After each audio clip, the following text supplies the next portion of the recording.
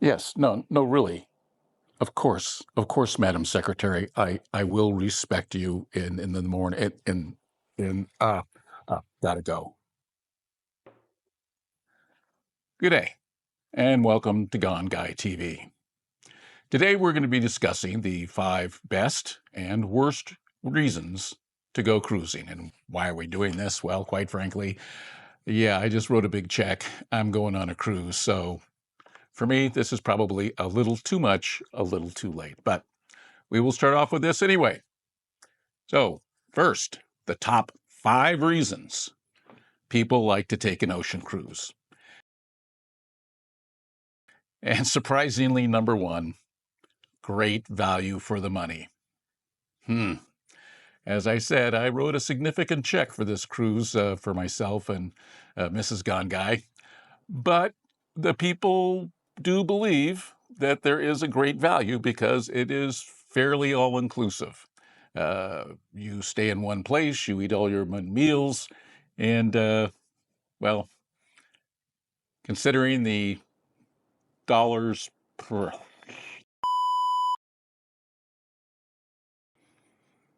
Great value for the money. Well, I suppose you could say that's true when you think of it as the amount of dollars per day you're spending for your travel, entertainment, food, what have you. But it was a heck of a check I wrote, and, well, maybe that's why it's number 5. Number 4, stunning ocean view and relaxation, what Mr. GoneGuy is looking forward to the most.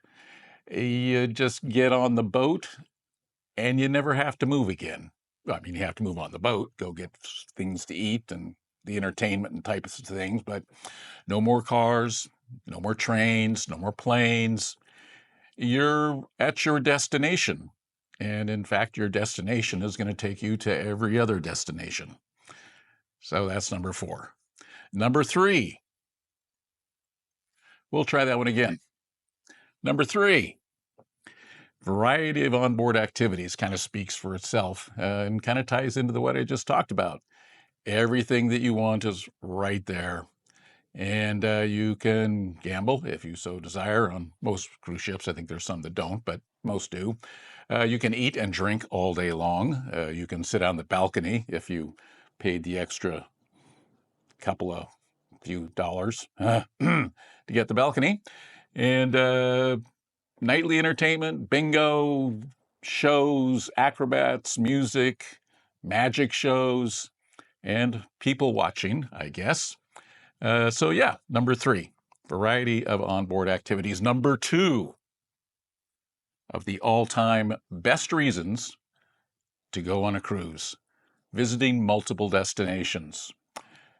Now, again, this obviously depends on the cruise that you're on. The one we'll be taking pretty much spends more time at sea than it does in any one place, but the bulk of cruises go to multiple destinations. So you see multiple islands, multiple cities, multiple countries even, and all without having to do much other than get on and off a boat. And the number 1 all-time reason why people take ocean cruises, all-inclusive convenience. Kind of ties into that number 5, I think, a little bit, but again, everything is there. You get on the boat. If you want to do nothing, you do nothing. If you want to eat, you eat. If you want to drink, you drink.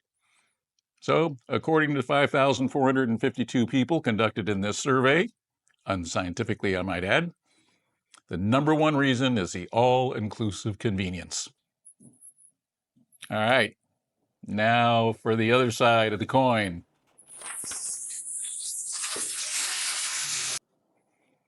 The 5 top reasons people don't want to go on an ocean cruise. Number 5, limited onboard diversity. I don't think they're talking about DEI here. I don't want to get into politics on a YouTube. I would probably get demonetized if I was monetized. But at any rate, yeah, limited onboard diversity. And what they're talking about is, well, yes, while there is gaming and the pool and shows and eating and drinking, there are a lot of people that want a little bit more out of their vacations, a little bit more out of their adventures. For example, you can't really go hiking or mountain climbing or pole vaulting. Yep. I don't think I'd try pole vaulting in a cruise. So, number 5, the lack of onboard diversity of activities. Number 4. Now, again, this is not my list. This is the list of the 5,465 scientifically randomly chose people. The high cost for extras. Personally, I think that would be my number 1. But yeah, even though it's an all-inclusive experience, there's lots of ways to spend lots more money while you're on a cruise. Everything from spas, gym classes, higher end drinks if you don't have the drink package, specialty meals, excursions, higher end entertainment, getting that special VIP pass to the all adult area. Yeah, lots of ways to pay a lot of extra money. And in fact, I read an article that Carnival Cruise, Princess Cruise, owned by Carnival, which is what we're cruising on. Yeah, I'll accept a sponsorship. Thank you. They told their stockholders that they pretty much expect that a passenger will spend 40% extra over their base fare for extras once they're on the boat. That's got to make any all-time cruiser feel good about themselves. Number 3, lack of time at ports. Yeah, so this is kind of the contrary to the other one. You go to lots of places, but you don't spend very much time there. On our particular itinerary, like I said, we're spending a lot of time at the sea, but that's what I wanted to do. I'm paying for the boat. Damn it, I want to be on the boat. But when we are in port, typically we get in the early morning, 8-ish, 9-ish, and we depart most often, all except for one port, before 5 o'clock. It doesn't leave a lot of time to see a whole lot, especially when you consider that the boat doesn't exactly park in the middle of town or in the middle of whatever attraction you're going to go see. Typically, boats have to park at boat parking places, marinas, shipyards, whatever they call those things. So, lack of time at ports, and connected to that is usually where you park is not where you want to go out and look and see the things that you want to see in the port that you want to be in. Number 2. This probably would have been my number 1 because I am people phobic. Why do I do YouTube? Well, it's easier talking to a camera than it is talking to a group of people or being surrounded by the same. So I choose to do my communication via the magic of YouTube. Crowding and large crowds. And I'll read that one again because that didn't come out right. Crowds and overcrowding. That is the number 2 survey response as to why people don't like to cruise. And if I'm feeling creative, there'll be something up here or over there showing exactly what I mean by crowding on a boat. You've got this vessel that is, 800-900 feet long, 100 or so feet wide.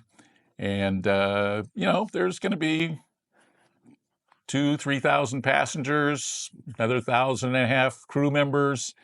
Yeah, that's a lot of people in a particularly small space. So, yeah, crowds and overcrowding. And of course, that goes along with the destinations too, which I'm going to do another video on the top 5 liked and least top 5 disliked cruise destinations. And part of the problem with the least liked ones are you're not the only person getting off the only boat. It is not uncommon in peak seasons for multiple boats to land at this one place with a whole bunch of people getting off a whole bunch of boats at the same time, which means, well, more crowding. Anyway, now we come to the number 1 all-time reason as to why people want to avoid going on an ocean cruise, and this one really surprised me, but science doesn't lie. Seasickness. What? Seasickness. Now, for the most part, these boats go in glorified lakes, the Caribbean, Gulfs, the Mediterranean. Not that these places always have lake-like water, but you're not exactly going across the Atlantic in the middle of storm season, being chased by icebergs. But seasickness came up as the #1 all-time reason as to why people don't want to cruise. So there you have it. Now you know. Thank you for joining in with GoneGuy TV. What? Oh, yeah, sorry. I'll get back to you. Bye.